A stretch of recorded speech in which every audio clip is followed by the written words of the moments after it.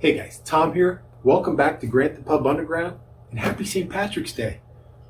Great selection for you today. You know, you can do a lot of things for St. Patrick's Day, and it is really the drinking holiday of the year. Now, I got so much for you. I want to make so many drinks. I got to do it in two parts. This is the first one. Now, obviously, the easiest thing you could do for St. Patrick's Day is just have some good old green beer. And there's nothing wrong with that. I like green beer. We'll put the green beer out here. I like green beer. I even like it when I pour it well. Not that. But if you want to change it up a little bit, I got some great ideas for you.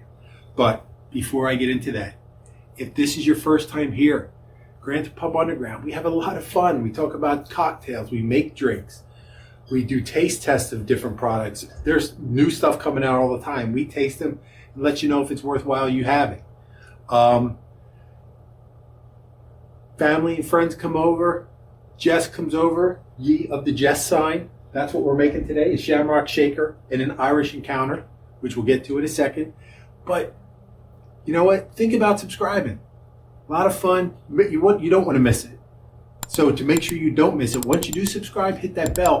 That way, they'll tell you when something new's out and you can check it out and make sure you're in the loop for everything here at the Grant the Pub Underground. That being said, well, first of all, Slainte. What are we going to do for St. Patrick's Day? Two, the first, Jess sign, the Shamrock shaker. And these are not what you'd expect. There's not a drop of Irish whiskey in either one of these drinks I'm making today. But that being said, Shamrock shaker, really cool drink. First, you need some coffee liqueur, your favorite coffee liqueur, or even your not favorite coffee liqueur. How about an ounce and a half of that? And then some Amaretto. Not a lot. I have the good stuff here, but you don't need to use the good stuff. And this is not a real, actually I'm going to put a little more in there. This is not a real boozy drink, this one, but it is a good drink. And then how about 2.5 ounces of your favorite dairy product. And then we are going to give it, well, I'm going to give it, you're not going to give it, a little shakeroni. And I got to tell you guys, you can get all kind of crazy shakers. We talked about that briefly a little while ago. You can get, a Boston shaker. You can get a cobbler style shaker. But you know what? Everybody got a big mason jar. So why not use it? They make a great shaker. Just watch. I'll show you.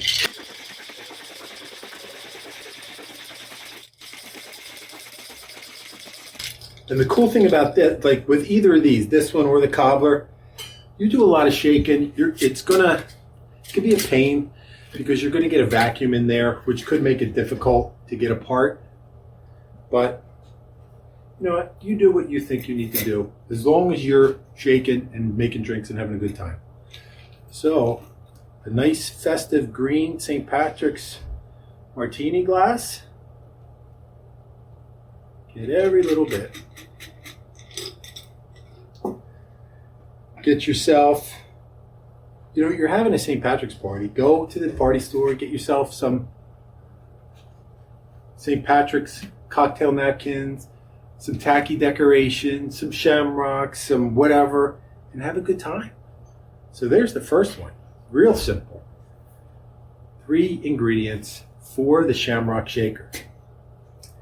Next, this one is, I don't know why they call it the Irish Encounter. I don't come up with these names. I just research, look different places. I have different resources that I look at.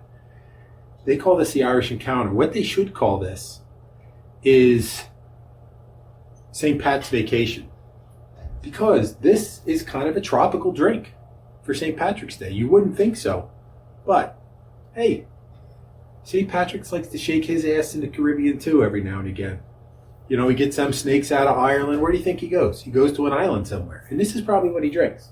This is my take on it, because this originally is called for being a blended drink, which I am not going to blend. You could blend, but this is just how I am going to do it, because I think it works out better for me right now. And hey, you're having a party. Do you really want to maybe get involved in blending 27,000 drinks? Probably not.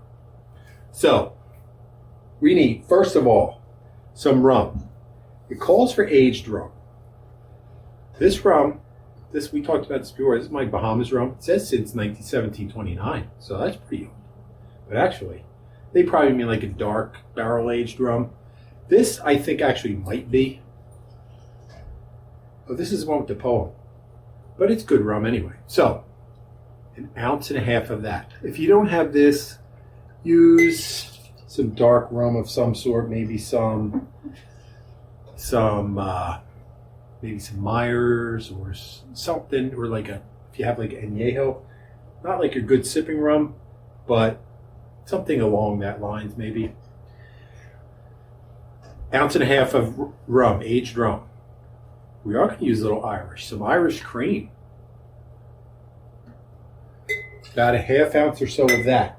And the drink originally calls for being blended with a banana. Like I said, I am not getting involved in that. You can if you want. But I am going to use some banana liqueur instead, because I'm not blending it. Even if you do use a banana, heck, throw some of this in. So I'm going to use about 1/2 ounce of that. This should be interesting. And then, this is also a creamy drink, but it's not regular cream. This is coconut milk, which I have in this pitcher with a little mixer in it, because you know how coconut milk can separate. So that was just, I wanted to mix the liquid and the fat together, so I just put it in this pitcher and whipped it up a little bit. 3. But if you don't have coconut milk, maybe you have, you know, the pina colada stuff. Get your regular cream maybe, and squirt a little bit of the pina colada stuff in there. It's going to be a little sweeter, but it'll probably work for you. Or use coconut rum, or use coconut something. You get some coconut flavor in there. So we need about 3 ounces of coconut rum. Not coconut rum. Well, you can put 3 ounces of coconut rum in there if you want. You're certainly not going to get an argument out of me. And then that's it.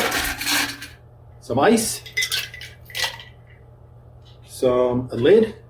I didn't put a lot of ice in there. Probably should have. And then another shakeroli. Whoa. Make sure it's sealed.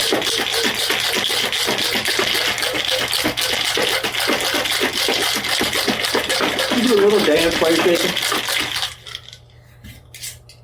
Probably wasn't sealed that well. And then a tropical glass.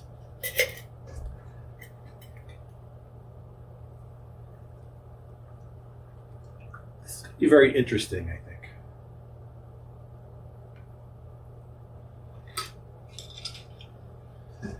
It's St. Patrick's, so obviously we're going to have a green straw. And since it is a tropical drink, semi, for St. Pat on his vacation, how about a green umbrella? And there you have, move that out of the way, drink number 2 for our festive St. Patrick's holiday extravaganza here. These are kind of cool. I'm looking forward to it. So, do you party? Do you have a party on St. Patrick's Day? There, where I live, we have the 2nd or 3rd biggest St. Patrick's parade in the country. We haven't had it yet, the original date. We got a snowstorm, so they canceled it. But we'll see. So, I think it's about time. So as they say, round the Emerald Isle, ready? Drink. So how about this Shamrock shaker? Coffee liqueur, which I'm not a coffee, but Amaretto and cream. This is kind of like a creamy Godfather. Isn't that Godfather Amaretto coffee? No, that's Amaretto Scotch, I think. Yeah, we'll talk about that. Great classic cocktail. We'll do that sometime. So, but I digress.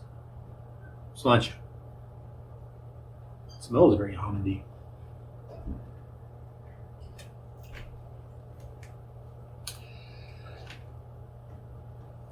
That's good. It's nutty. It's coffee. It's being that the coffee liqueur is the predominant drink in this one. It's not as coffee-y as I would have assumed, but it's good. I would drink this. I am drinking it. See, you're watching me. Yeah, I like that. The boss is going to like that. So, I have to save some because Lisa likes to drink these drinks too. You know I don't drink all these drinks. There's always somebody here to help me drink these because I drink these. Geez, I'd be ready for a nap if I drank all this. I'm certainly not driving anywhere, and you shouldn't either. No drinking and driving at the Grantham Pub Underground. So, Irish Encounter, aged rum, Irish cream, banana liqueur, and coconut milk. Here we go. Cheers again.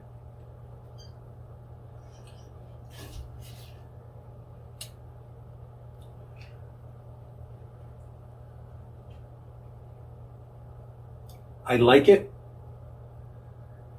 but it could be sweeter. See, I think I picture that being a lot sweeter than it should be. It's good though. I get the coconut, I get the rum. The Irish cream doesn't do a lot except for color of the drink, I think. No, I guess I get it. I get it. It's good. I would give both of these a thumbs up. See, watch, thumbs up. So that's it. Part one of our little St. Patrick's Day festivity here at the Grantham Pub Underground. Hope you like these drinks. I hope you try these drinks. They're good. It's a little something different than your average green beer, which, like I said, nothing wrong with that. See, I'll show you. I'll prove that there's nothing wrong with having green beer.